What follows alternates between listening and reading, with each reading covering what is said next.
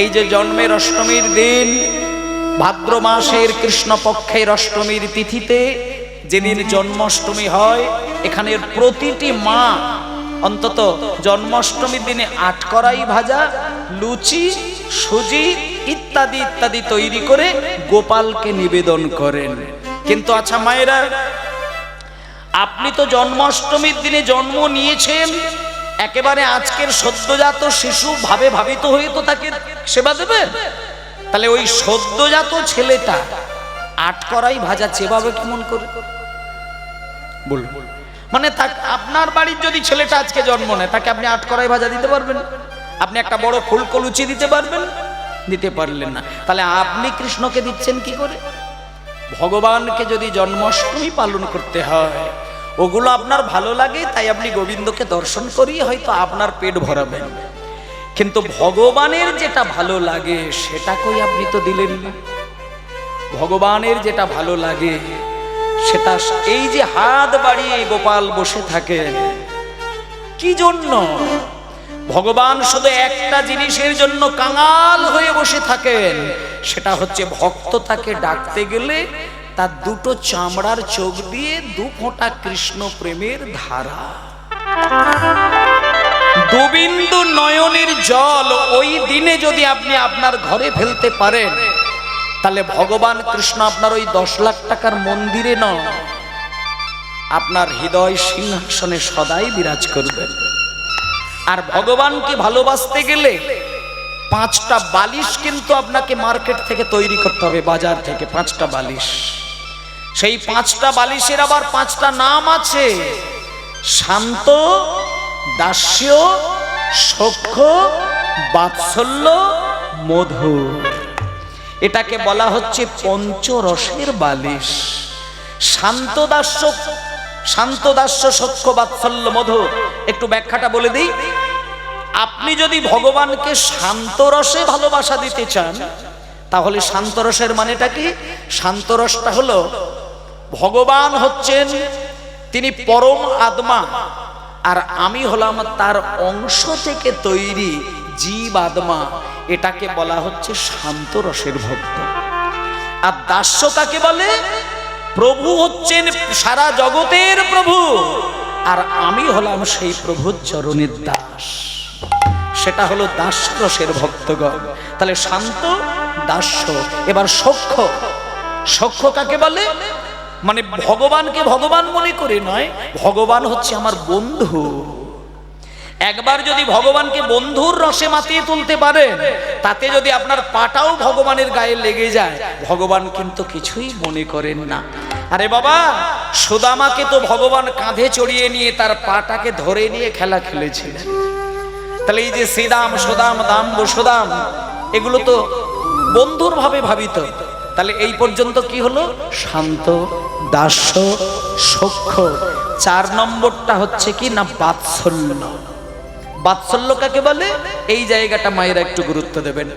বাৎসল্য রসটা হলো এটাই, ভগবানকে একেবারে আমার পেটের ছেলে মনে করব, মানে যেন কৃষ্ণ আমার গর্ভের সন্তান, আর আমি তাকে আমার পেটের ছেলের মতন করে মনে করে আমি তাকে দুগ্ধ খাওয়াবো, তাকে বুকে জড়িয়ে ধরে আদর করব, তাকে আমি ভালোবাসা দেব, তাকে আমি দুগ্ধ পান করাবো, কখনো কখনো তাকে জড়িয়ে ধরে কাঁদবো, কখনো আমার চোখের জলে তার অঙ্গ ভাসাবো। এটাকে বলছে বাৎসল্য রস।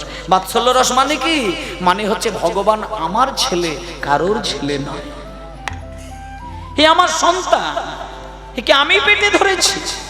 এই ভাব যেদিন জাগবে, সেদিন ব্রহ্মাণ্ডের মালিক রাজা হয়ে আপনার কাছে ধরা দেবে না, সেদিন ওই ব্রহ্মাণ্ডের মালিক আপনার কাছে স্বপ্নের ঘরে ছোট্ট শিশুপুত্র হয়ে ধরা দেবে।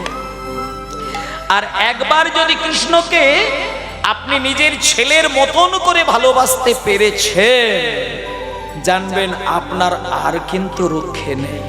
কেন রক্ষে নেই? কারণ আপনি এতদিনে লালটু পল্টুর মা ছিলেন, তাতে আপনার কিছু এসে যায় না, কিন্তু আজকে আপনি কৃষ্ণের মা হয়ে গেলেন, তাই ইচ্ছে থাকলেও, মনে স্বাদ জাগলেও কৃষ্ণের নামটা কিন্তু আপনি সব সময় করতে পারবেন না। কেন করতে পারবেন না? কারণ সব সময় যদি আমি কৃষ্ণের নাম করি, কৃষ্ণ তো খেলা খেলছে, তার বিষম লেগে যেতে পারে। দেখুন কত ভক্তি, দেখুন যশোদা দেবী শুধু নীরবে কাঁদে। কেন জানেন? যশোদা মা শুধু বুক চাপড়ে চাপড়ে কাঁদে আর মনে মনে ভাবে যে জগতে এত মা আছে, কিন্তু আমার মতো এত বেদনা নিয়ে কেউ কাটায় না। বলে কেন? না, আমি কৃষ্ণকে সন্তান জ্ঞানে ভালোবেসেছি, কিন্তু সকাল বেলায় খেলতে যায়, সারা দিন খেলা করে, কিন্তু আমি তার নামটা মুখে বলতে পারি না। নাম করলেই আমার ছোট্ট গোপাল যদি বিষম খেয়ে যায়, তাই আমি নাম করি না। কিন্তু মায়েরা, আজকে যে টাইমে আমার গোপাল আমার কাছে আসার কথা ছিল, সেই টাইমে তো গোপাল এলো না। কোনো ছোট্ট ছেলে মাকে যদি বলে যায় যে মা আমি দুপুর বেলা ফিরবো, সেই ছেলে দুপুর গড়িয়ে যদি বিকেল গড়িয়ে সন্ধ্যা হয়ে রাত্রির কেটে যায়, মা কি আর ছেলের নাম ধরে কাঁদবে না? অবশ্যই কাঁদবে। বাৎসল্য রসের টান কত গভীরে, এটা যার পেটে ছেলে জন্ম হয়েছে সে ছাড়া কেউ বলতে পারে না। আজকে যখন যশোদা দেবী দেখলো যে আমার গোপাল এখনো আসেনি, তাই যশোদা শুধু একবার ঘরের বাইরে ভেতরে বাইরে ভেতরে এই করতে করতে হঠাৎ একবার বুক চাপড়ে যশোদা বলে ফেলেছে, গোপাল রে। ব্যাস, অমনি গোবিন্দ আমার বিষম খেয়ে গেল। আর যেই বিষম খেয়ে গেছে, শ্রীদাম সদাম এসে বলছে, কানাই, এই কানাই, কানাই তুই বিষম খেলি কেন? তুই বিষম খেলি কেন? তখন গোবিন্দ বলছে, বিষম কেন খেলাম জানিস? কেন খেলাম জানিস? দাঁড়াও, এই পর্যন্ত একটা বিষয় হলো, মানে এবার আপনারাও বুঝতে পারলেন যে বেলা অবসান হয়ে যাচ্ছে তো, আর গোপাল যেন এখনো কেন ফেরে না, কেন ফেরে না? এই তো আসার কথা, সব বাড়ির ছেলেরা ঘরে চলে যাচ্ছে, কিন্তু আমার ছোট্ট গোপাল কেন এলো না? এই চিন্তা করে করে করে করে যখন আর ধৈর্যটাকে ধরে রাখতে পারলো না, তখন যশোদা দেবী একটুখানি বুকটা চেপে কাঁদতে গিয়ে মুখে বলে ফেললো, গোপাল রে। ব্যাস, অমনি বিষম খেয়েছে। এইবার এই বিষম খাওয়াটা দেখে কৃষ্ণ বুঝতে পেরে গেছে, আমার মা যশোদা বোধহয় আমার নাম করেছে, না আমি আর দেরি করব না। এই বলে সবাইকে বলছে, ওরে তোরা এইবার বাড়ি যাবার জন্য প্রস্তুত হয়ে যা। আচ্ছা মায়েরা, বাড়ি যাবার কথা উঠলে আনন্দ হয় না দুঃখ হয়? আচ্ছা মনে করুন আপনার বাড়ির ছোট্ট ছেলেটা স্কুলে যেতে মোটেই চায় না, আপনি একবারে মারধর করে ঠেলে ঠেলে ঠেলে ঠেলে হিড়িহিড় করে টেনে নিয়ে স্কুলে পাঠিয়ে দিলেন। কোনো রকমে মুখটা বেজার বিরক্ত করে মোটামুটি স্কুলটা কাটালো, কিন্তু বিকেল বেলা যখন ছুটির ঘন্টাটা বেজে গেল, এইবার বাড়ি ফিরতে হবে, তখন ছেলেটা দুঃখ হয় না আনন্দ হয়? আনন্দ হয় না? বলে এইবার আমার ছুটি, ছুটি ছুটি ছুটি ছুটি। এটা হচ্ছে ছেলেবেলার আনন্দ। আর যারা চাকরি বাকরি করে, সকালবেলা গরম গরম আলু ভাতে ভাত, হ্যাঁ ঘি ছড়িয়ে ডাল দিয়ে মাখিয়ে কোনো রকমে হাতে মুখে দিয়ে আর সুটেড বুটের হয়ে ব্যাগটা নিয়ে চললো চাকরির ডিউটি, কোনো রকমে গেল। বিকেল বেলা যখন চাকরির টাইম শেষ, এইবার বাড়ি যাব, আনন্দ হবে না? তাহলে বাড়ি যাবার কথা উঠলে পরে, আস্তে মায়েরা শোনেন, বাড়ি যাবার কথা উঠলে পরে আনন্দ কিন্তু সকলেরই হয়, কিন্তু সত্যি করে বলুন তো মা, ভেবে বলুন, বাড়ি যাবার কথা উঠলে সত্যিই কি আনন্দ হয়? মনে করুন যাদের 90 বছর বয়স কি 80 বছর বয়স, তার যদি একটা ছোট্ট নাতি থাকে বা নাতনি থাকে, সে যদি পিছন থেকে দাদুর গলাটা জড়িয়ে ধরে বলে, ও দাদু অনেক তো হলো, কবে পটল তুলবে, কবে বাড়ি যাবে, কবে টিকিট কাটবে, বলুন দাদু তখন রেগে যায় নাকি? সব কথা নাতির সহ্য হয়, কিন্তু কবে পটল তুলবে, কবে টিকিট কাটবে, কবে মরবে, এটা যদি দাদুকে বা ঠাম্মাকে বলে না, ভেতরে ভেতর কিন্তু রাগ হয়। কেন না? এই জগৎ ছেড়ে কেউ যেতে চায় না। কিন্তু মায়েরা, যে সমস্ত মা বাবারা বৃদ্ধ বয়সে মরণের কথা কানে শুনলে পরে রেগে যায়, তারা আসলে বোঝে না যে মরণ মানে, মৃত্যু মানে জীবনের কিন্তু শেষ নয়। এই জায়গাগুলো বুঝতে হবে। মৃত্যু মানে একটা জন্মের শেষ আর একটা নূতন জীবনের শুরু। সাধারণ মানুষ মৃত্যুর কথা শুনলে কষ্ট পায়, কিন্তু যারা গভীর ভক্ত তারা মরণের কথা শুনলে কষ্ট পায় না। তারা শুধু এটা ভাবে যে আমি এই জীবন থেকে যদি আমি ছুটি পেয়ে যাই, আমি আমার নিজের বাড়ি গোলক সেইখানে যাব। এটা কিন্তু মায়ের আমাদের আসল বাড়ি নয়, এটা ভেবে নেবেন। দুদিনের জন্য শুধু অভিনয় করার জন্য আমরা মায়ার সংসারের মঞ্চের উপরে দাঁড়াই। এটা আমার আসল বাড়ি নয়। আমার আসল বাড়িটা হচ্ছে কে? গোলক। তাহলে এখানে আমরা কটা বছরের জন্য আসলাম কেন? না, শাস্ত্র বলছে কৃষ্ণ ভজিবার তরে সংসারে আইন, মিছে মায়ায় বদ্ধ হয়ে আমরা সবাই বৃক্ষ সমহীন। তাই সাধারণ মানুষ মৃত্যুর কথা শুনলে কষ্ট পায়, কিন্তু যিনি ভক্ত, যিনি বৈষ্ণব, যিনি দার্শনিক, তিনি জানেন এই বাড়িটা তার আসল বাড়ি নয়। মরণ মানে একটা জীবনের শেষ আর একটা নূতন জীবনের শুরু। তাই এই প্রসঙ্গে আপনাদের কাছে আমি একটা গান গাইব, যে গানটা শুনে একটুখানি শুনুন। এতক্ষণ গান শুনছেন তো, আর এখন আমি যে গানটা গাইব, এই গানটার মানেটা যদি আপনি বুঝতে পারেন তাহলে কীর্তন শোনা আপনার সার্থক হয়ে যাবে। শুধু গানটার মানে বুঝলে কীর্তন শোনাটাই আপনি সার্থক করে ফেললেন। এবং এত সুন্দর গানটা কে লিখেছেন আমি তার নামটা একটু বলি। যে গানটা এখন গাইব আমি, এই গানটির লেখক হচ্ছেন অযোধ্যানাথ পাগড়াশি। নামটা মানে বলা যেতে পারে এখানে কেউই শোনেননি, 11 জন হয়তো শুনতে পারে। এই গানটির লেখক অযোধ্যানাথ পাগড়াশি, আর গানটির সুরকার, এনার নামটা শুনলে কিন্তু আপনারা অবাক হয়ে যাবেন। ইনি হলেন স্বামী বিবেকানন্দ। আর গানটি কার কাছে গাওয়া হয়েছিল তার নামটা বলছে, তিনি হলেন রামকৃষ্ণ পরমহংসদেব। তাহলে মায়েরা একটুখানি ভেবে দেখুন তো, রামকৃষ্ণদেব যে গান শুনতে চায় আর স্বামীজি যে গান গায়, সেটা কোন স্তরের গান? এগুলো অনেকেই জানেন না মা, শুনে নিন একটু। যেদিন নরেন, তখন তো স্বামীজি নাম হয়নি। দেখুন, রামকৃষ্ণদেব যেদিন পরলোক গমন করলেন তারপরে কিন্তু নরেন স্বামীজি হলেন। এটা মাথায় রাখবেন।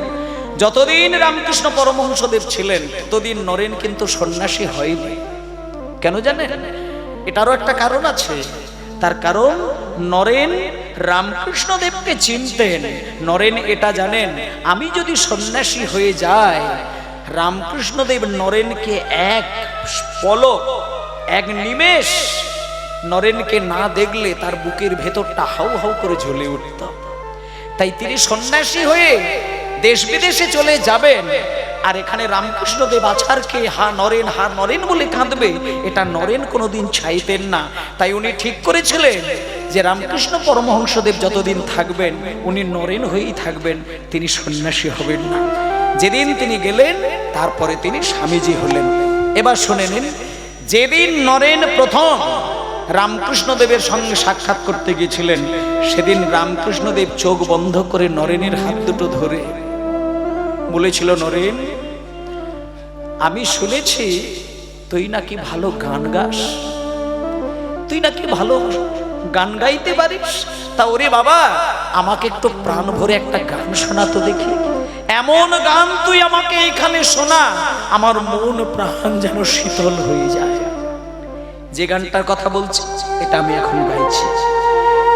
অপূর্ব গান, গানের মানে বুঝলে আপনার জীবন ধন্য হয়ে যাবে। দেখো, নরেন গাইছেন রামকৃষ্ণদেবের কাছে, বলছে কি, ওরে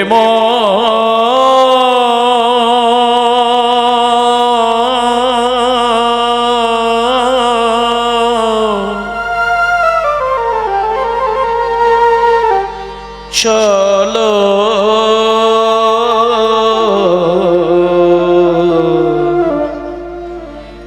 নিজ নিকেতনে মন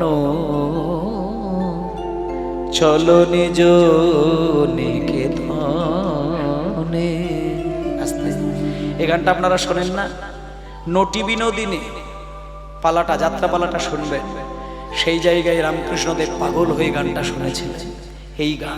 এই গানে বলতে চাইছে, একটা মায়ের সন্তান মায়ের কোলে বড় হলো, 10 মাস 10 দিন গর্ভ যন্ত্রণা মাকে দিল, নারী ছেদন করে মা তাকে পৃথিবীর মুখ দেখালো, সেই মা তাকে নিজের স্তনদুগ্ধ খাইয়ে আদর দিয়ে তাকে বড় করলো, স্বামীর টাকা খরচা করে ছেলেকে একটা অফিসার তৈরি করলো, কিন্তু সেই ছেলে যখন চাকরির সূত্রে পড়ে বিদেশে চলে যায়, সেইখানে গিয়ে একটা ভাড়া বাড়ি নেয়, আর সেই ভাড়া বাড়িতে গিয়ে ওই ছেলেটা যদি ধীরে ধীরে নিজের জন্ম দেওয়া বাড়িটাকে ভুলে যায়, তার যেমন দুর্গতির শেষ থাকে না, তেমনি গোবিন্দের চরণ থেকে কদিনের জন্য মায়ার সংসারে এসে সে যদি গোবিন্দের চরণ ভুলে যায়, তারও দুর্গতির শেষ হয় না। তাই জন্য বলছে, ওরে মন, মৃত্যু যেদিন তোর আসবে সেদিন কাঁদবি না। কেন জানিস? মনটাকে বল, এটা তোর আসল বাড়ি নয়। এতদিন তুই পরের ঘরে ছিলি, ভাড়া বাড়িতে ছিলি, এইবার তোর নিজের বাড়ির ডাক এসেছে, নিজের বাড়িতে যাওয়ার জন্য তৈরি হ। নিমায়ের অঙ্গে ধুলো কে দিয়েছে? নরহরি তখন ঠক ঠক করে কাঁপছে আর হাত জোড় করে বলছে, মা, ও মা, তোমার নিমায়ের গায়ে না আমরা কেউ ধুলো দিইনি, তোমার নিমাই নিজে ধুলো মেখেছে। মানে আমার নিমাই কি কচি খোকা যে ধুলোই গড়াগড়ি দেবে? ভক্ত এক পাশ থেকে কেঁদে কেঁদে বললে, শুনুন মায়েরা, আজকে আপনারা নিমাইকে যে চিনছেন, আজকে আপনাদের এখানে কাদামাটি হয়েছিল, ভোগে হয়েছে না? হবে হবে, বেশ। এই কাদা, এই ধুলো কেন বৈষ্ণব জগতে মাখেন, আজকে নিমাইয়ের এই রূপটা দেখে বুঝে যান। নিমাই সারা গায়ে ধুলো কাদা মেখে মায়ের কাছে এসে দাঁড়ালেন কেন? শুনুন, ভক্ত এক পাশ থেকে এর উত্তর দিয়ে দিচ্ছেন। আজকে যাকে তোমরা নিমাই বলে চেনো, ও নিমাই তো সাক্ষাৎ ভগবান কৃষ্ণ। যেমন আজকে আমার কীর্তন শোনার জন্য, আপনারা কৃপা করার জন্য সবাই মিলে নীরব হয়ে বসে আছেন, একদিনকে ঠিক এইরকমই কৃষ্ণের ডাকে হাজার হাজার শাস্ত্র গ্রন্থ এসে সবাই আসনে বসেছিলেন। শুনুন, এবার কৃষ্ণ ওই হাজার হাজার গ্রন্থের দিকে একটা প্রশ্ন ছুড়ে দিলেন। সবাইকে বললেন, হে শাস্ত্রগণ, এই যে তোমরা এত শাস্ত্র রয়েছ, তোমরা কি আমার একটা প্রশ্নের উত্তর কেউ দিতে পারবে? যদি দিতে পারো তাহলে তোমরা একবার হাতটা তুলবে, আমি তাকে দাঁড় করাবো, তার থেকে জেনে নেব সেই প্রশ্নের উত্তর। এবার সকল গ্রন্থগণ বলছেন যে, হে কৃষ্ণচন্দ্র, আপনি আপনার প্রশ্নটা বলুন, চেষ্টা করব উত্তর দেওয়ার জন্য। তখন কৃষ্ণ বললেন, হে শাস্ত্রগণ, এই যে তোমরা আজকে আমার ডাকে এসেছো, তোমরা আমার একটা প্রশ্নের উত্তর কি দিতে পারবে? প্রশ্নটি হলো এটাই, আমি চিরটা কাল যুগ যুগ ধরে ভগবান হতে শিখেছি, কিন্তু ভক্ত হতে পারি না। ভক্ত হবার আমার তীব্র বাসনা কয়েকটা যুগ ধরে আমার আছে। তাই এখানে কি কেউ তোমরা বলতে পারো যে আমি ভগবানের আসন থেকে কি করে একজন ভক্তের আসনে বসতে পারি? এই দেখে নিন এত বড় কথার উত্তর। কেউ কিন্তু আর এই প্রশ্নের উত্তর দিল না। পিছন থেকে একজন হাত তুললেন। কৃষ্ণ বললেন, ওঠো, কে তুমি? যেই দাঁড়ালেন তিনি দেখলেন উনি আর কেউ নন, উনি হলেন শ্রীমদ্ ভাগবত। ভাগবত এমন একটি গ্রন্থ যা ভগবানের মুখে মুখে তর্ক করতে পারে। ভাগবত পিছন থেকে বলে দিলেন যে ঠাকুর ভক্ত আপনি হতে পারেন, আমার আইনটা যদি মেনে চলতে পারেন তবে আপনি ভক্ত হতে পারবেন। তখন কৃষ্ণ বলছেন তোমার আইন? বলে হ্যাঁ আমার আইন আছে। ভারতবর্ষের আইন আর আমার ভক্তি জগতের আইন, দুটো আইন কিন্তু এক নয়। ভারতের সংবিধান এইরকমই সংবিধান যেখানে লেখাপড়া না জানলেও মন্ত্রী হওয়া যায়, যেখানে লেখাপড়া না জানলেও বড় অফিসার হওয়া যায়। কিসের জন্য হয়? আপনি পড়াশোনা ভালো করেননি, কিন্তু ভারতের মাটিতে যেহেতু আছেন আপনি কিন্তু পারলেই কিন্তু অফিসার হতে পারবেন। কি করে? আপনার যদি টাকার গরম থাকে। আপনি পড়াশোনা জানেননি, ক লিখতে কলম ভাঙেন, কিন্তু আপনি মন্ত্রী হতে পারেন। কিসের জোরে হবে? সেটা টাকার জোরে নয়, এটা ভোটের জোরে হবে। আপনার ভোট সংখ্যা যদি বেশি আসে তাহলে আপনি মূর্খ কি পণ্ডিত ওটার বিচার করেন, আপনি মন্ত্রী হয়ে গেলেন। তাহলে এইটাকে বলছে ভারতীয় সংবিধান, কিন্তু আধ্যাত্মিক সংবিধান কিন্তু কথা বলি না। ধর্মীয় সংবিধান বলে রাজার জন্য যে আইন আর পথের ভিখারির জন্যও সেই আইন। তখন কৃষ্ণ বলছে তাহলে তোমার আইনটা বলো, আমি একটু মন দিয়ে শুনি। তখন এইবার ভাগবত বলছেন কৃষ্ণচন্দ্র ভক্ত আপনি হতে যদি চান তাহলে আপনি আমার কথাই কিছু মনে করবেন না। আমি স্পষ্ট কথা বলি, কষ্ট প্রকাশ করি না। আমার একটাই পরিষ্কার কথা, ভক্ত যদি আপনাকে হতে হয় বলে দিই তাহলে শুনে নাও। ভাগবত কৃষ্ণকে বলছেন, কত বড় কথা দেখুন। ভাগবত বলছে ভক্ত যদি আপনাকে হতে হয়, যেখানেই ভক্তের চরণ ধুলা দেখবেন সেইখানে আপনাকে গড়াগড়ি দিতে হবে। নিতাই গৌর প্রেমানন্দে হরি বল হরি বল হরি বল। এইবার আপনারা বলুন মায়েরা, এখানে যারা আপনারা মায়েরা বসে আছেন তাদের জন্য একটা কথা বলছি। ভাগবত বলে দিয়েছেন ভক্তের চরণ ধুলো গায়ে মাগলে নাকি ভক্ত হওয়া যায়। তাহলে কৃষ্ণ যদি আপনাদের এই গ্রামে এখন এই বোদকপাড়ায় এসে বলেন যে আমি ভগবান কৃষ্ণ আর আমি এই হরিবাসরে তোমাদের কাছে এসেছি, তোমরা একটু পায়ের ধুলো আমাকে দেবে? আচ্ছা এখানে কোন মা জননী বা কোন বাবা আছেন কৃষ্ণকে পদধূলি দেবেন? মানে এটা চিন্তা করা যায় কি?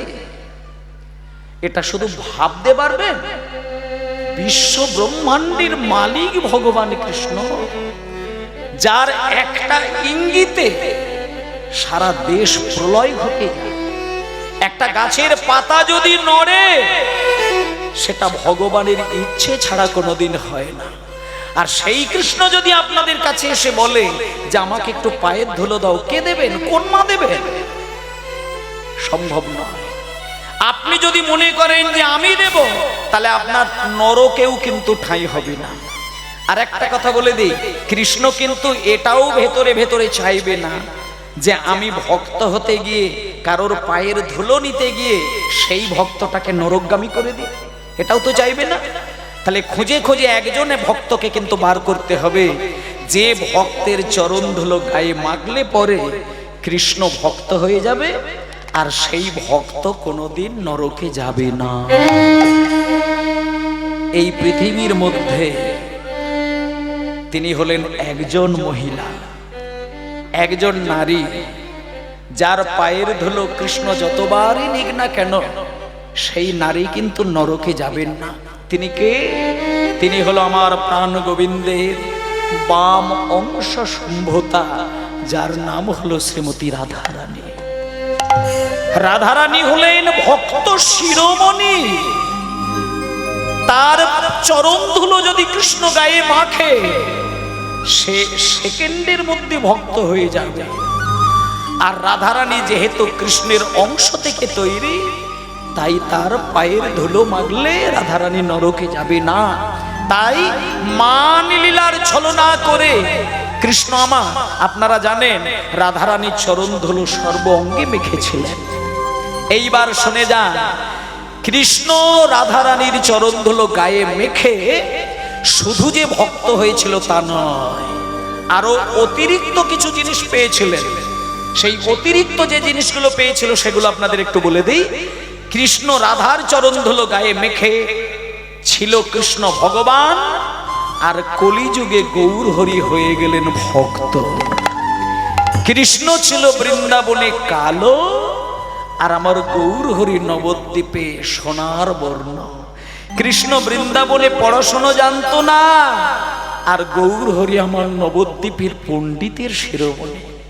আর কৃষ্ণ ছিল বাঁকা, আর আমার গৌরাঙ্গ হলো সোজা।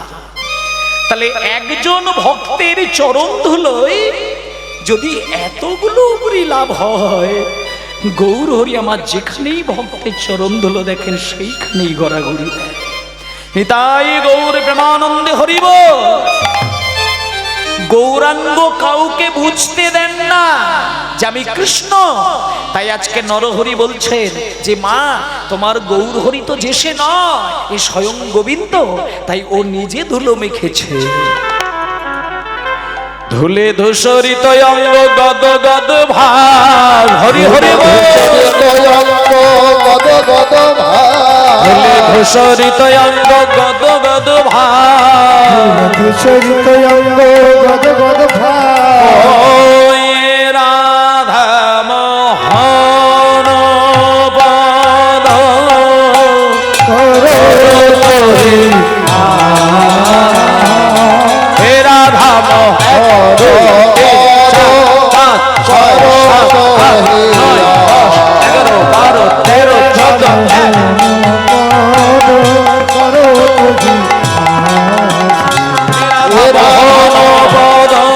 करो तो ही राधा मोहन बन करो तो ही राधा मोहन करो तो ही राधा मोहन पद करो तो ही राधा मोहन पद करो तो ही।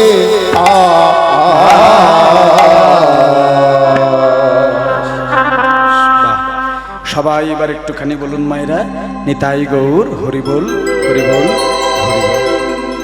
আজকে আমরা এতক্ষণ খুব অপূর্ব একটি লীলা কাহিনী শুনলাম, যার মধ্য দিয়ে বুঝতে পারলাম যে গৌর হরি যদি বাংলাতে না আসতো আমরা কোনোদিনই উদ্ধার পেতাম না। মায়েরা, এখানে আপনাদের সেই জন্যই একটা কথা বলে দিই বাবা, নিরামিষ আর আমিষ অবশ্যই পার্থক্য রয়েছে। আর একাদশী, দ্বাদশী, পূর্ণিমা, অমাবস্যা এগুলো আপনারা নিশ্চয়ই মেনে চলেন। কিছু মানতে পারেন না পারেন, একাদশীর দিনটা অন্তত চেষ্টা করবেন খুব প্রকটভাবে দিনটা কাটানোর। এখানে যারা একাদশী করেন তারা অবশ্যই নিয়মটি জানেন, আর যারা একাদশী করেননি তাদেরকে বলে দিচ্ছি, যদি একাদশী পালন নাও করেন, মিনিমাম অন্তত বলে দিই একাদশীর আগের দিন, একাদশীর দিন আর পরের দিন, এই 3টে দিন বাড়িতে আমিষের কোনো গন্ধই আপনি রাখবেন না। তাতে যদি মনে হয় যে আপনার ওই 3টে দিনের মধ্যে আপনার খুব স্বাদের ছোট জামাই চলে এসেছে, অতএব জামাই বাবাকে তো কিছু খাওয়াতেই হবে, সেটাও পর্যন্ত কিন্তু আপনি ভাঙবেন না। কারণ ঈশ্বরের প্রতি সংকল্প যদি একবার আপনি করে ফেলেন, তাতে আপনার প্রাণ চলে যায়, যা সংকল্প থেকে যেন আপনি পিছিয়ে আসবেন না। তাতে দেখবেন আপনি হয়তো কিছু টাকার মালিক হতে পারবেন না, কিন্তু আপনি সুখ শান্তির মালিক হতে পারবেন। সংসারের জন্য কাঁদলে পরে ভেতরে জ্বালা হয়, কিন্তু ঈশ্বরের জন্য কাঁদলে পরে ভেতরে শান্তি অনুভব করা যায়। আপনি সারাদিন স্বামীর চিন্তা করে কাঁদুন, ছেলের চিন্তা করে কাঁদুন, জমি জায়গার চিন্তা করে কাঁদুন, আপনি শুকিয়ে শুকিয়ে মৃত্যুমুখী হয়ে যাবেন। কারণ ওখানে জ্বালা, ওখানে আগুন, ওখানে দুঃখ। কিন্তু সারা দিন ধরে মন্দিরে গিয়ে তার নাম নিতে নিতে কাঁদুন, ওখানে আপনি পরমানন্দের সাগর পাবেন। তাই ঈশ্বরের জন্য কাঁদা সেটা হলো সুখ শান্তির কান্না, আর সংসারের জন্য কাঁদা সেটা হলো জ্বালা যন্ত্রণার কান্না। তাই ওমা, সেই জন্য আজকে এতক্ষণ দেখলাম যে গৌরাঙ্গকে ভালোবাসলে পরে নিজেকে তৈরি করা যায়, সাজানো যায়। এইবার চলুন আমরা একটু চলে যাব বৃন্দাবনে। বৃন্দাবনে যাব আমাদের জীবনের অন্ধকারটা দূর করার আশায়। ভেতরের অন্ধকার, আধার, সেই আধার থেকে নিজেকে বার করে কেমন করে একটা তীব্র আলোর কাছে গিয়ে দাঁড়াতে পারি, এই আশা করে চলুন আমরা সবাই মিলে একটুখানি একটা গান শুনতে শুনতে আমরা বৃন্দাবনে যাব। আধার জামি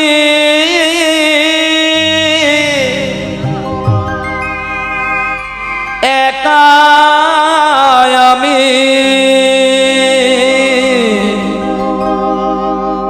খুঁজি গো তোমায়,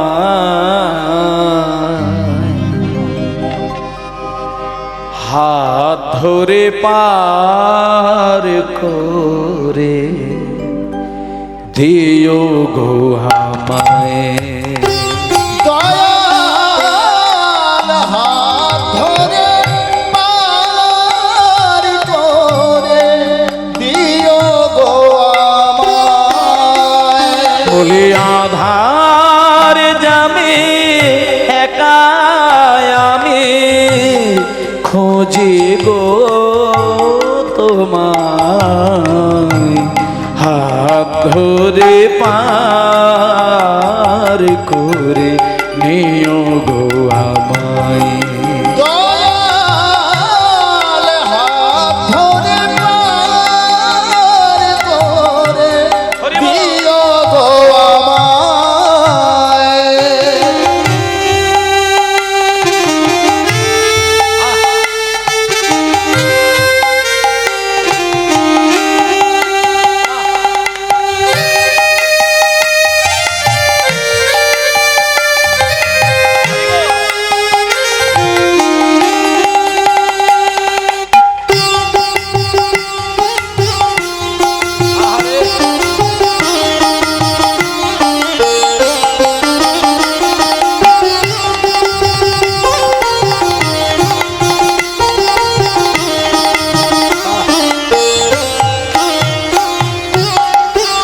রাধারমণ মদন মোহন ও গো গিরিধারী,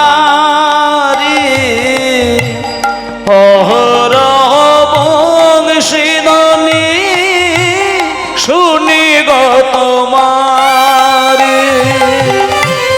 রাধারমণ মদন মোহন ও গো গিরিধারী, অহরহ বংশীধ্বনি শুনি গো তোমারি। অভাজনে তুমি বিনে, অভাজনে তুমি বিনে, আর অভাজনে তুমি বিনে তরাবে কে হাত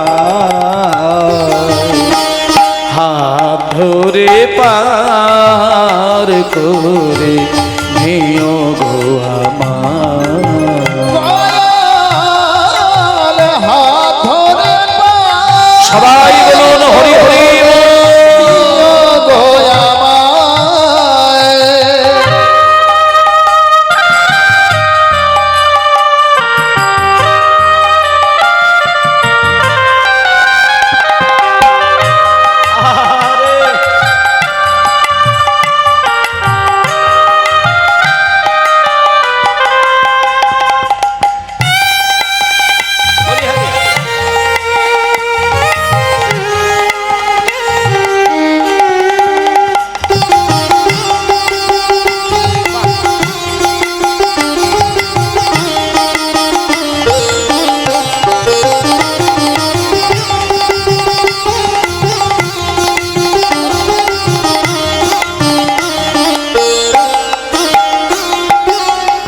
আচ্ছা,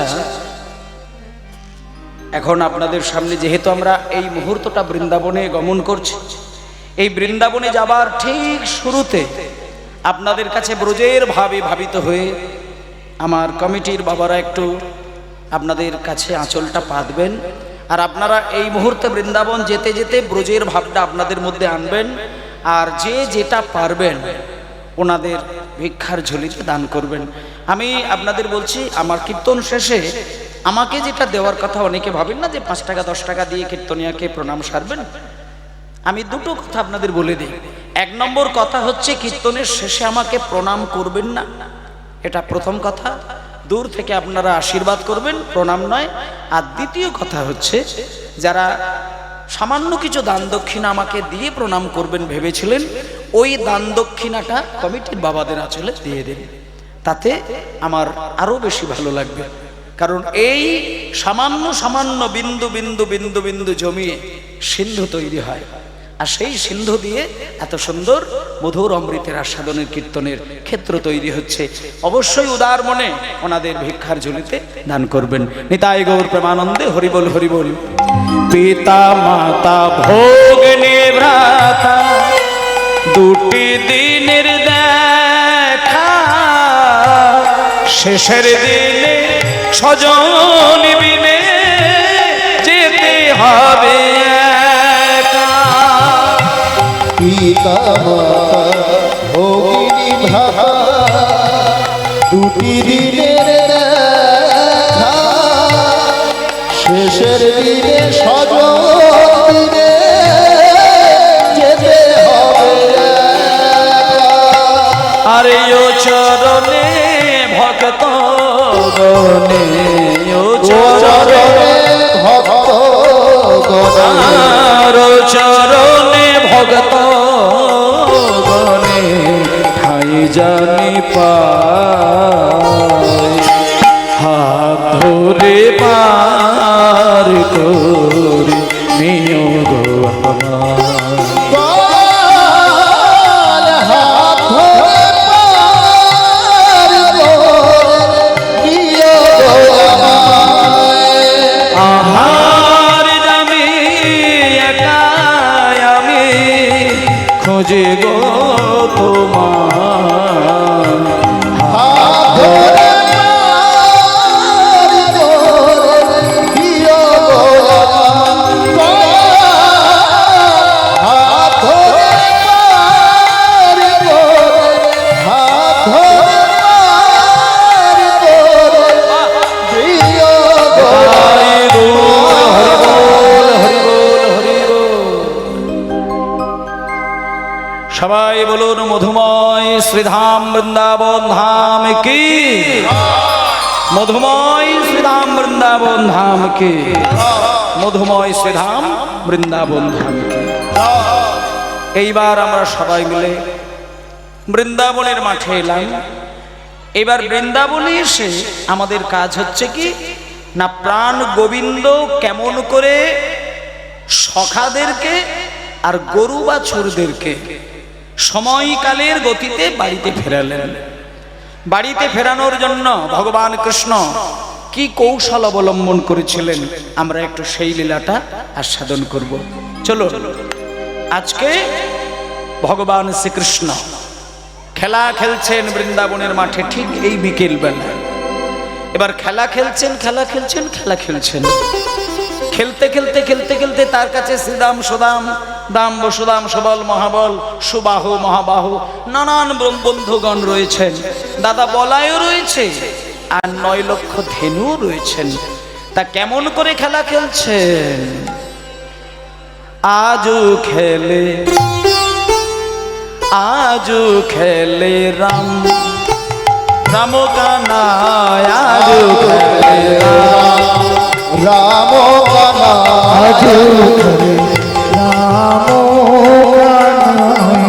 খেলে রাম কানায়, খেলে রাম কানায়, হেলে রাম কানায়, হেলে রাম কানায়। খেলে রাম কানায়, খেলে রাম কানায়,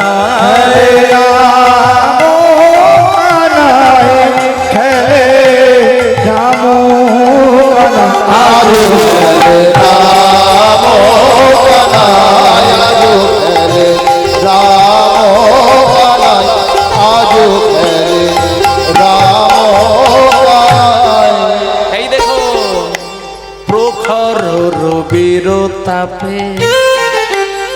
আচ্ছা, এখন রোদ আছে না নেই? আছে। আর এই রোদেতে যদি আপনি খেলা খেলেন, আপনার ঘাম দেবে না দেবে না? দেবে। তা আজকে ভগবান কৃষ্ণ ঠিক এই বিকেল বেলা খেলা খেলছে, আর ওপর থেকে যে সূর্যের তাপ, তাতে গোবিন্দের মুখটা ঘেমে যাচ্ছে। আর সেই অবস্থায় কি হচ্ছে দেখুন, প্রখর রূপের তাপে শ্যামের চাঁদ মুখ ঘামে আছে। বিরতাপে চাঁদ মুখ ঘামিয়াছে। প্রখর রবির তাপে চাঁদ মুখ ঘামে আছে। বিরতাপে চাঁদ মুখ ঘামিয়াছে। ওই প্রেরতাপে চাঁদ মুখ ঘামিয়াছে। তাই মেঘে ঢাকে দিন মনে। মেঘে ঢাকে দিনমণি। মেঘে ঢাকে দিনমণি। সেই দিনমণিকে পূর্ণমাসী যোগমায়া দেবে। তিনি করলেন কি না, গোবিন্দের মুখটা যখন ঘেমে যাচ্ছে, তখন যোগমায়া দেবী মনে মনে কষ্ট হলো, এবং সেই গোবিন্দের ঘামা মুখ দেখে কষ্ট পেয়ে রোদটাকে আড়াল করে দিলেন। কি করে আড়াল করলেন? মেঘ সৃষ্টি করলেন। কে মেঘ সৃষ্টি করলো?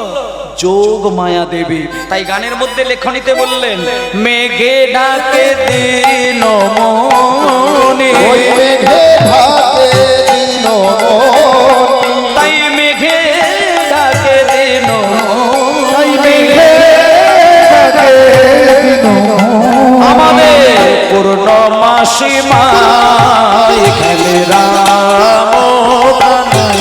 আজো খেলে হরি হরি হরি হরি হরি আজো খেলে রাম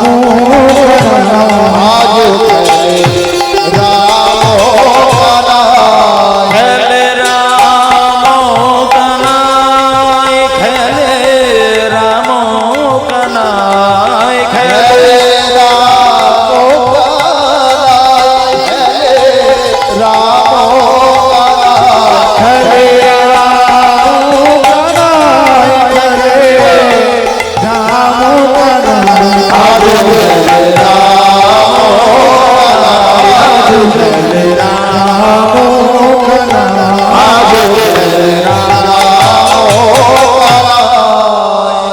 আচ্ছা দাঁড়াও, এইবার দাঁড়াও। আজকে আপনাদের আপনাদের সামনে যে লীলাটি পরিবেশন করছি, সেটা খুব সহজ সরল নয়, তবুও যদি অন্তর দিয়ে শোনা যায়, তাহলে এই লীলাতেই আপনার কান্না এসে যাবে। এটা হচ্ছে বেলে অবসান হলো, কহি যে তোমার বেলে অবসান হলো, কহি যে তোমার। ওই বেলে অবসান হলো, কহি যে তোমার।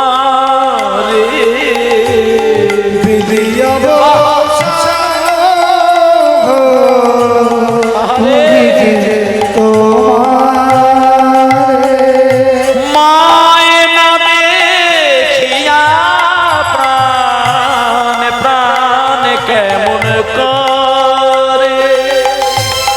মায়ের দেখিয়া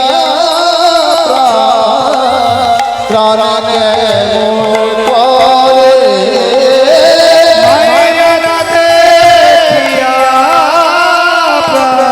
ওরে গোপাল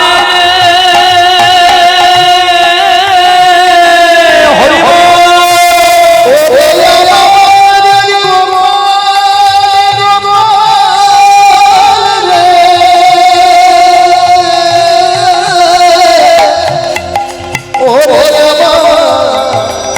প্রাণের গোপাল রে।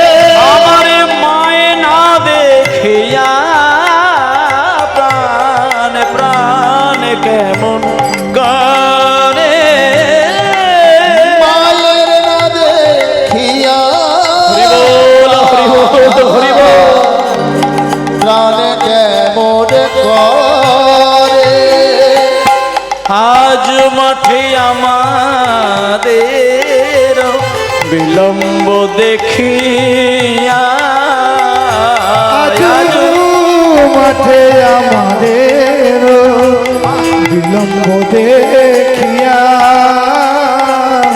হেন বুঝি ডাকে মায় আমার পথ পানে চাইয়া চাইয়া হেন বুঝি ডাকে মা পথ পানে চাইয়া চাইয়া বলরাম দাসে কহে হরি হরি বল বলরাম দাসে কহে বলরাম দাসে কহে শুনি কানাইয়ের বল রামদাস কহে শুনি কানাইয়ের সকল রাখালো মাঝে করে উতার ওই সকল ভালো মাঝে পড়ল উতর সকল ভালো মাঝে পড়ল উতর তাদের আনন্দ আর ধরে না আনন্দ আর ধরে আর আনন্দ আর ধরে না দুয়ার ধরে না গো সকলরা খালের মনে আনন্দ আর ধরে না রে সকল রাখালের মনে আনন্দ আর ধরে ওই সকল রাখালো প্রাণ আনন্দ আর ধরে না ওই সকলরা খালের মনে ঘরে যাবার কথা শোনে হরিব রাখালের মনে ঘরে যাবার সময় সকল রাখালের মনে ঘরে যাবার কথা শুনে সকল রাখালের মনে ঘরে যাবার কথা শুনে সকল রাখালের মনে আনন্দ আর ধরে না গো আনন্দ আর ধরে না গো। আচ্ছা এই পর্যন্ত আমাদের মতন সাধারণ মানুষের কাছে খুব বিরহের একটি লীলা তা কিরকম বিরহের লীলা আপনি শেষের দিকে গিয়ে বুঝতে পারবেন আজকে দেখুন ভগবান কৃষ্ণ খেলা খেলতে খেলতে খেলতে খেলতে যখন দেখলো যে আমার বিকেল হয়ে গেছে আর আমার মানে গোষ্ঠে থাকা যাবে না এইবার সেই কৃষ্ণ গরু বাছুরদেরকে শ্রীরাম সুদামদেরকে বললেন ওরে শ্রীরাম ওরে সুদাম আর তোরা মাঠে থাকিস না এবার সকল গরু বাছুর এক জায়গায় কর নইলে আমরা বাড়ি যেতে পারবো না মায়েরা কৃষ্ণ যেমন খেলা খেলতে গেলে 24 জন বন্ধুকে পাশে রেখে খেলা খেলেন তত্ত্বের দিকে বলছে আমাদের দেহের ভেতরেও 24টি বন্ধু রয়েছে 24টা বন্ধু আমাদের দেহের মধ্যে রয়েছে সেই 24টি তত্ত্ব আজকে শ্রীরাম সুদামকে কাছে ডেকে নিয়ে বলছে এই শ্রীরাম শ্রীরাম শীঘ্রই সিংহা বাজা গরু বাছুর গুলো এক জায়গায় কর নইলে আমরা বাড়ি যেতে পারবো না পালে জড় কর শ্রীনা শান দাও সিংহা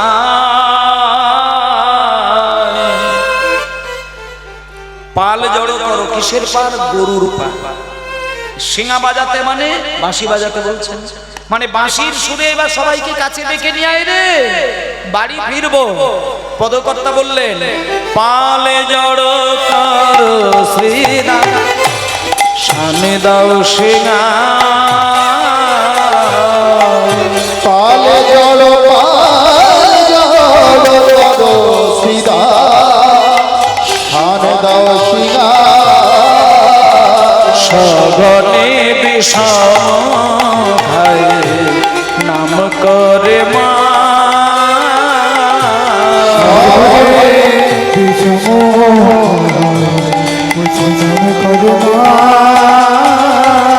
সঘনে বিষম খায় নাম করে মা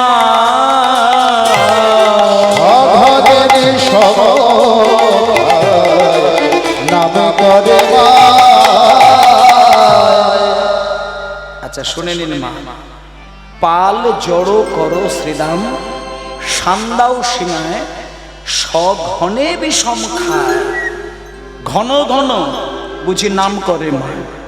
আজকে যখন গোবিন্দ খেলা খেলতে খেলতে বারবার বিষম খাচ্ছে, বিষম খাচ্ছে, বিষম খাচ্ছে। ও মায়েরা, আমরা যদি কাজ করতে গেলে বারবার বিষম খাই, আমরা কি বলি? মনে করুন কারোর সঙ্গে কথা বলতে গিয়ে আপনি বিষম খেয়ে গেলেন, খেতে গিয়ে বিষম খেয়ে গেলেন, হ্যাঁ চলতে গিয়ে বিষম খেয়ে গেলেন, তখন আমরা কি বলি? যে কেউ বোধহয় আমার নাম করছে। এসব আগেকার দিনে চলছিল না? হাত থেকে যখন গ্লাস পড়ে যাবে তখন কি বলবে? বলে কোনো আত্মীয় বোধহয় আসছে। চলতে চলতে যখন বিষম খেয়ে যাবে, কেউ বোধহয় আমার নাম করছে। আজকে গোবিন্দ শ্রীরাম সদামের সঙ্গে খেলা খেলতে খেলতে, শুনে যান মায়ের, একটু খুব ধ্যান দিয়ে শুনবেন। খেলা খেলতে খেলতে গোবিন্দ আমার 3-4 বার অন্তত বিষম খেয়ে গেল। আর যেই বারবার বিষম খাচ্ছে, তখন শ্রীরাম কাছে এসে বলছে, কানাই, এই কানাই, এর আগেও তো তুই আমাদের সাথে খেলা খেলেছিস, কিন্তু এত বিষম তো তোর লাগেনি, আজকে তোর এত বিষম লাগছে কেন? তখন কৃষ্ণ বলছেন, কেন আমার বিষম লাগছে জানিস? মায়েদেরকে এই ক্ষেত্রে একটা কথা বলে দিই, আপনারা লালটু, পল্টু, বল্টু, কেলটু, নান্টু, ঝন্টু, এই সব ছেলের মা হবেন, তাতে দুঃখ নেই।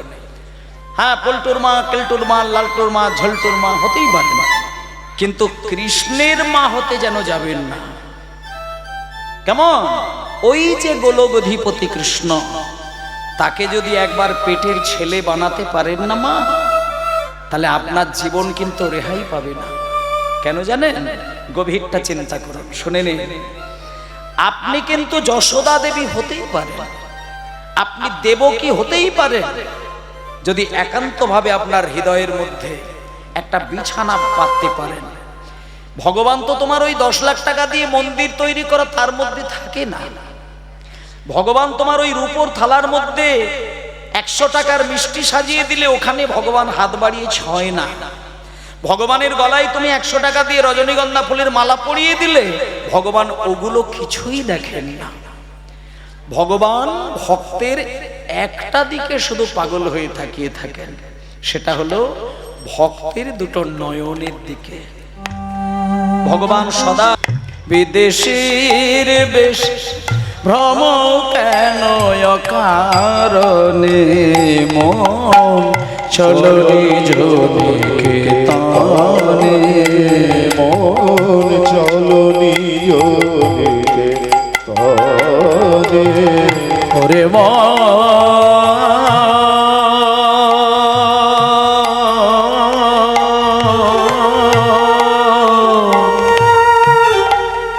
চলো নিজ নিকেতনে, চলো নিজ নিকেতনে, চলো নিজ নিকেতনে। বিষয় পঞ্চক আর ভূতগণ সবই তোরে পরে, কেহ নয় আপন। বিষয় পঞ্চক আর ভূতগণ সবই তোর কেহ নয় আপন। বিষয় পঞ্চক আর ভূতগণ সবই তোর পরে, কেহ নয় আপন। বিষয় আর ভগবান সবই তোর, কেহ নয় আপন। পর প্রেমে কেন হয়ে আছে তন, প্রেমে কেন হয়ে আছে তন। পর প্রেমে কেন হয়ে আছে তন, ভুলিলে আপন জনে মন চলো নিজ মন চলো নিজ নিকেতনে। চলো নিজ নিকেতনে।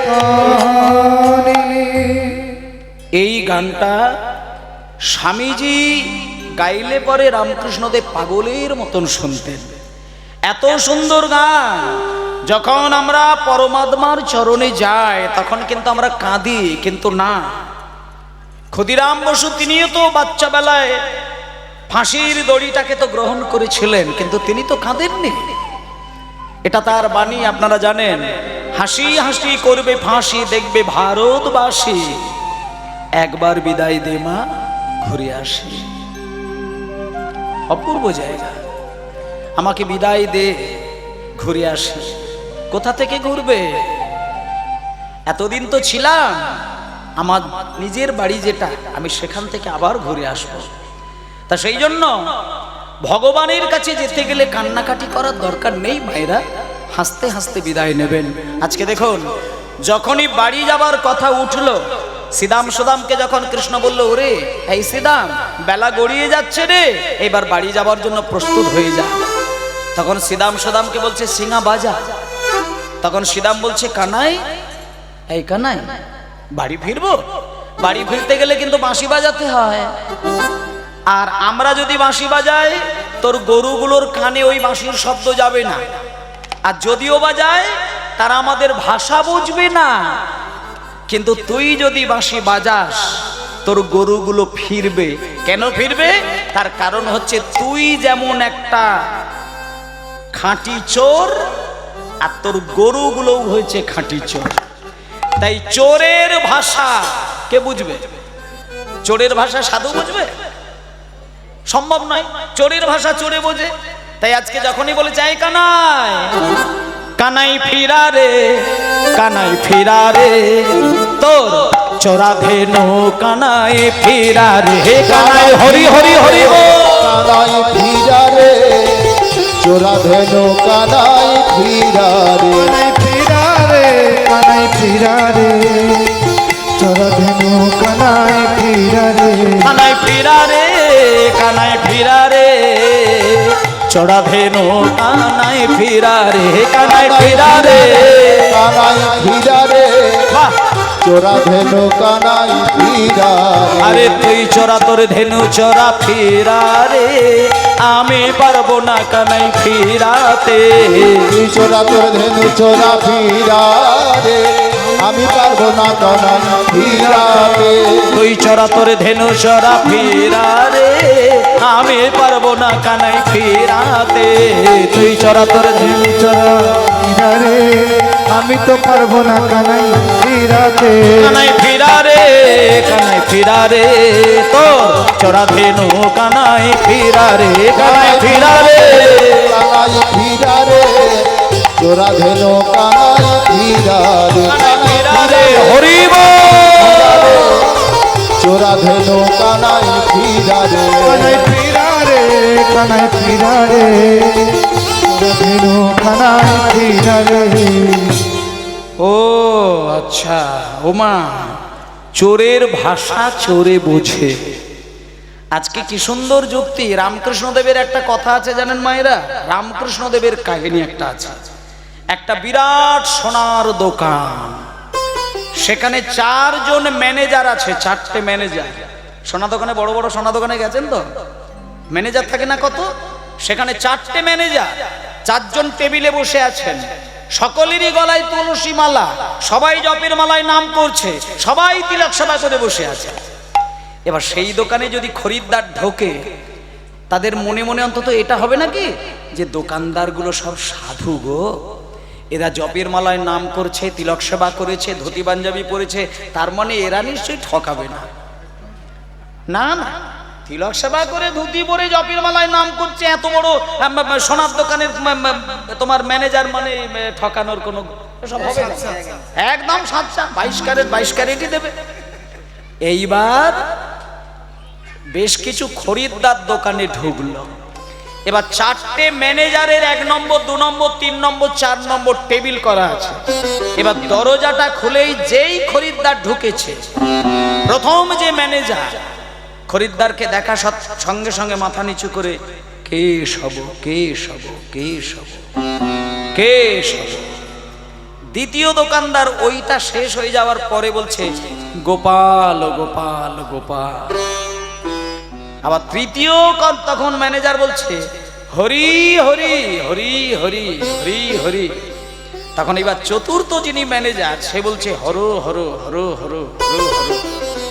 এখন খদ্দের ভেবেছে যাক বাবা প্রত্যেকেই ভগবানের নাম নিচ্ছে, যাক আমার এইবার আজ এই দোকানটাই বিশ্বস্ত বলে মনে হলো। কিন্তু এ ছাড় বেটা যে কি বলছে তো এরাই বোঝে। এখন প্রথম ম্যানেজার বলছে কে সব কে সব কে সব, মানে এই মুহূর্তে যারা ঢুকলো এরা কে সব কে সব। আর দ্বিতীয় ম্যানেজার বলছে গোপাল গোপাল, গো মানে গরু, পাল মানে পাল, মানে এরা সবাই গরুর পাল। এখন যেই গরুর পাল বলেছে তখন তৃতীয় ম্যানেজার বলছে হরি হরি, মানে এইবার তাহলে এদের কাছ থেকে চুরি করি মানে হরণ করি। চতুর্থ দোকানদার অনুমতি দিয়ে দিলেন হর হর হর হর হর হর, মানে যত খুশি পারো হরো, এরা সব বোকা। তাহলে এইবার বলি ঠাকুরের নামে চালাকি করে কিরকম ভেতরে ভেতরে চোর সেজেছে, এটা চোরের ভাষা চোরে বোঝে, আপনি বুঝতে পারবেন না। আজকে শ্রীরাম সুদাম বলছি ওরে কানাই, তোর চোরা গরুগুলোকে ফেরাতে গেলে তোর বাঁশিটাই দরকার। আমি বাজাবো? বলে হ্যাঁ। ওপরে শ্বাস। ও এইবার কৃষ্ণ বাঁশি বাজাচ্ছেন। ও यारे की बाचा, ও यारे की बाचा दियो, সবাই বলুন হরি বল। আরে কি বাছা, চাঁদ মুখে বেনু দিয়া সব ধেনুর নাম লইয়া, চাঁদ মুখে বেনু দিয়া সব ধেনু নাম লইয়া, আরে চাঁদ মুখে বেনু দিয়া সব ধেনুর নাম লইয়া, চাঁদ মুখে বেনু দিয়া সব ধেনু নাম লইয়া, ডাকিতে লাগিল উচ্চৈ স্বরে, ডাকিতে লাগিল উচ্চৈ স্বরে, ও গো ডাকিতে লাগিল উচ্চৈ স্বরে, ডাকিতে লাগিল উচ্চৈ স্বরে। এবার মায়েরা শুনিয়া কারোর বেন ঊর্ধ্বমুখে ধাই ধন, উলুধ্বনি উলুধ্বনি হরি হরি বল।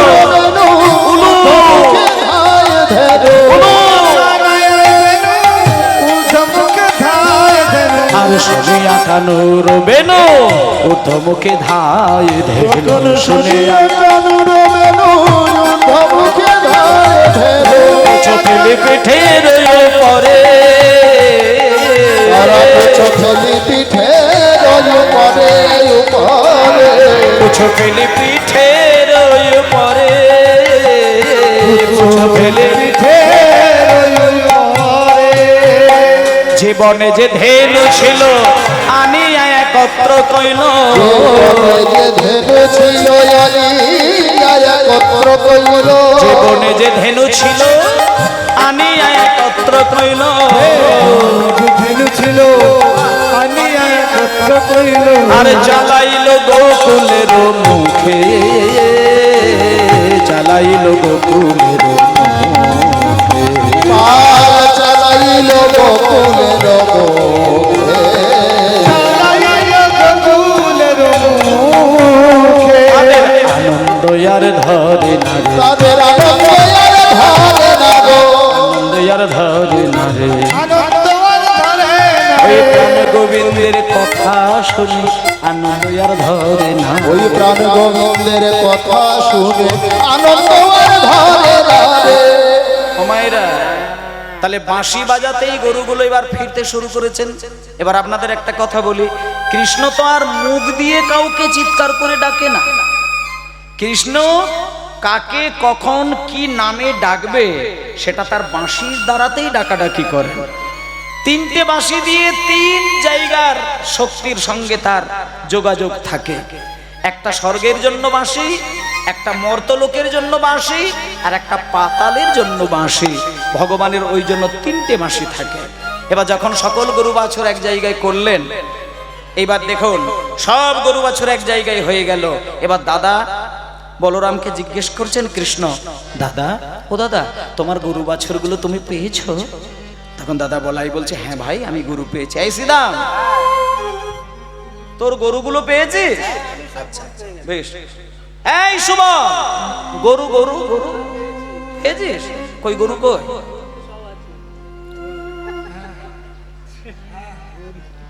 সবাইকে জিজ্ঞেস করলেন, সবাই বলছে হ্যাঁ কানাই আমাদের গরু আমাদের হিসাবে যা আসে সব পেয়ে গেছি।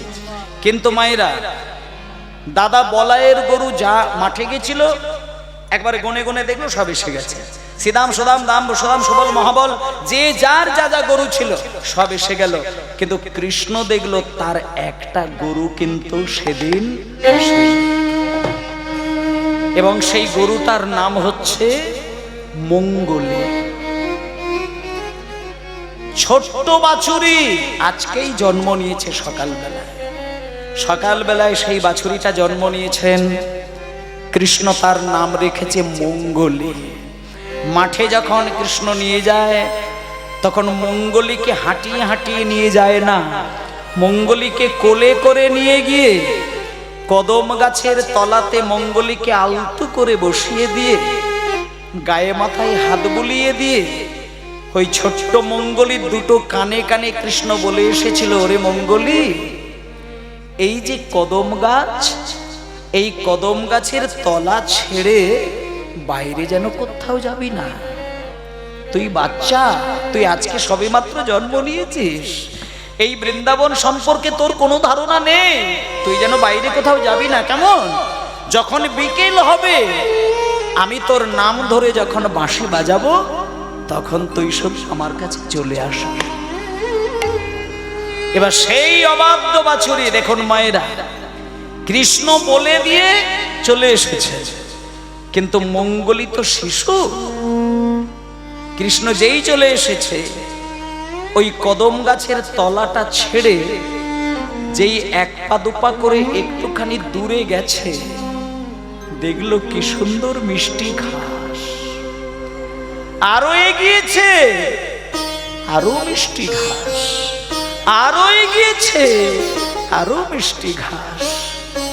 মিষ্টি ঘাসের লোভে লোভে ছোট্ট শিশু মঙ্গলী হারিয়ে গেল গভীর জঙ্গলে। আর ওদিকে বিকেল বেলায় যখন কৃষ্ণের বাঁশি বেজে উঠল, ওরে মঙ্গলী রে,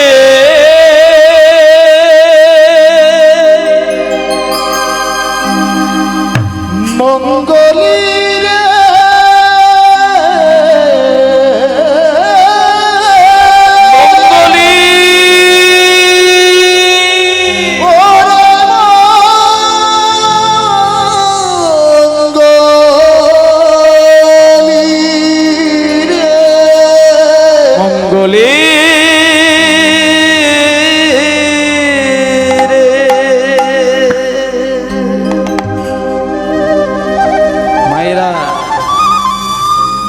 এইরকমই বিকেল বেলা কৃষ্ণ যখন মঙ্গলীর নামটা ধরে বাঁশি বাজালো, মিষ্টি ঘাস খেতে খেতে খেতে খেতে মঙ্গলী সম্পূর্ণরূপে ভুলে গিয়েইছে বাড়ি আসার পর। আর যখন বিকেল বেলা হঠাৎ করে কৃষ্ণের বাঁশি বেজে উঠল, চমকে উঠল, এটা গঙ্গ করে আওয়াজ হচ্ছে গিটারে। আচ্ছা ওটা কানে লাগছে একটু। যখনই কৃষ্ণের বাঁশি বেজে উঠল চমকে উঠল। শিশু শিশু তো চমকে উঠে যেই সামনের দিকে তাকালো, দেখলো অথই জল। ডান দিকে যেই ঘুরলো দেখলো আগুন। বাম দিকে যেই ঘুরেছে দেখলো ভয়ঙ্কর কাঁটার ঝাড়। পিছন দিকে যেই তাকালো দেখলো একটা সাপ হাঁ করে এগিয়ে আসছে। এইবার মঙ্গলি বাড়ি ফিরবে কেমন করে? বাঁশির ডাক পেয়ে যেই ছুটতে যাবে কৃষ্ণের দিকে, চারিদিকে বাধা। কৃপা করো ভগবান, কৃপা করো ভগবান, হরি হরি কৃপা করো ভগবান, কৃপা করো ভগবান, কৃপা করো ভগবান। সংসার কাননে হারায়ে গিয়ে, সংসার কাননে হারায়ে গিয়েছি, সংসার কাননে হারায়ে গিয়েছি। সংসার কাননে হারায়ে গিয়েছি, করমরে পরিত্রাণ। কৃপা করো ভগবান, কৃপা করো ভগবান, কৃপা করো ভগবান, কৃপা করো ভগবান। মঙ্গলী মঙ্গলী রে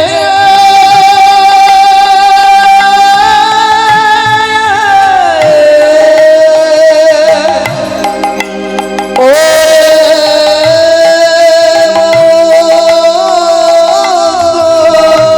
মঙ্গলী রে,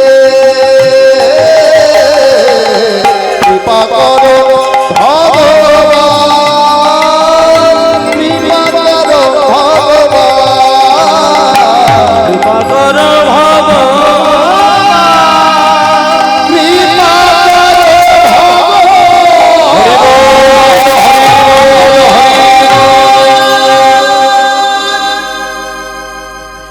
মায়েরা একটু শুনুন, এই যে মঙ্গলীটা হারিয়ে গেল, যখন গোবিন্দ বাঁশির ডাকে পেল না আসতে, বাঁশির ডাক দিলেই তো মঙ্গলীকে বাড়ি ফিরতে হবে, এটা তো প্রতিশ্রুতি ছিল। কিন্তু আজকে কৃষ্ণ বাঁশি বাজালো, অনেকবার ডাকলো, কিন্তু মঙ্গলী কিন্তু আর ফিরে এলো না। আসবে কি করে? সামনে জল, একদিকে আগুন, একদিকে কাঁটা, আর পিছন দিকে ভয়ঙ্কর একটা সাপ। কি করে বাড়ি ফিরবে? যখন বাঁশির ডাকে পেল না, গোবিন্দ বাঁশিটাকে রেখে দিয়ে কণ্ঠস্বরে ডাকতে ডাকতে ছুটে গেলেন। হরে মঙ্গলী রে, মঙ্গলী রে,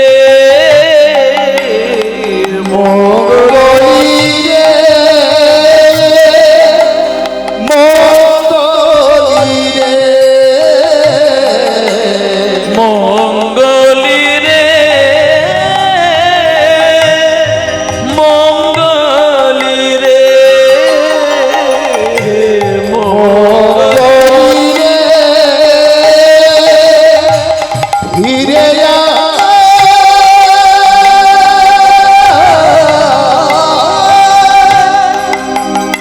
ফিরে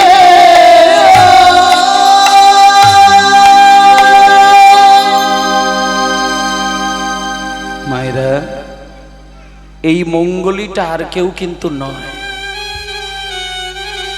এটা হলাম আমরা সবাই। যেদিন আমরা জন্ম নিয়েছিলাম সেদিন গোবিন্দ আমাদেরকে কোলে করে নিয়ে